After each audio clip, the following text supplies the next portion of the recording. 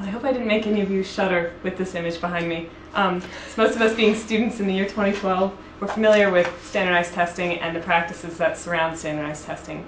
And one particular type of testing that I'm sure that we've all heard of or taken is the SAT, or the Scholastic Aptitude Test.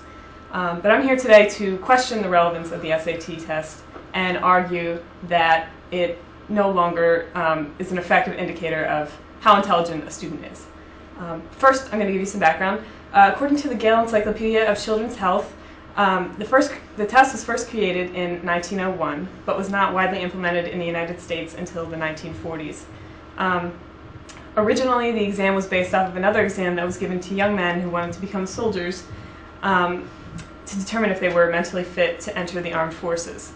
After both of the World Wars, it was used throughout the 20th century as a determinant of college acceptance, much like it is today. But in the 1990s, some problems started to come up with the test that still pose an issue today, and these are the issues I'm arguing that put the relevance of the SAT into question. The first of those issues is test anxiety. And according to Jennifer Bivens of Northern Illinois University, up to 20% of American students face some sort of test anxiety throughout their lives. Symptoms of test anxiety include sweating palms, a racing heart, and a general lack of ability to focus. So students who experience these symptoms while taking the SAT are likely to not perform as well. And in this case, their poor performance is not due to a lack of intelligence, but rather to an apprehension towards the test. So in this case, the SAT does not really gauge intelligence that well. That's not the only issue that the SAT has.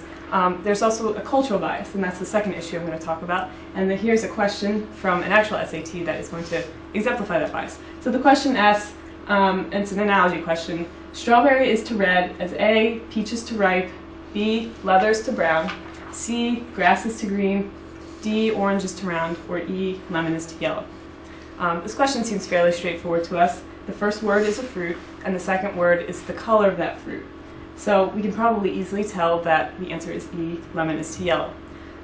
However, some students may have more difficulty with this question because they are unfamiliar with the culture in the question. In South America, there's a fruit called a limon, and the limon looks like this. It's green. It looks kind of yellow, but it's actually green. And so South American students who are taking this test and having to answer this question might get confused because they think that the question is talking about a limon, which is green, rather than a lemon, which is yellow. So because of this, South American students will have more difficulty correctly answering this question and are more likely to get it wrong. Again, this isn't due to a lack of intelligence, but rather simply an unfamiliarity with the culture in which the question is based. So once again, the SAT is not an effective indicator of intelligence. So what does this mean for us? Well, it pretty much means that we could be denying potentially talented students an opportunity at obtaining the academic resources that they so desperately need and absolutely deserve. We could be denying future doctors, teachers, musicians, and leaders the chance to become those things, and also the chance to make a positive difference in this world. So in the end, ultimately, we're not only hurting the students themselves, but we're hurting ourselves as well. Thank you.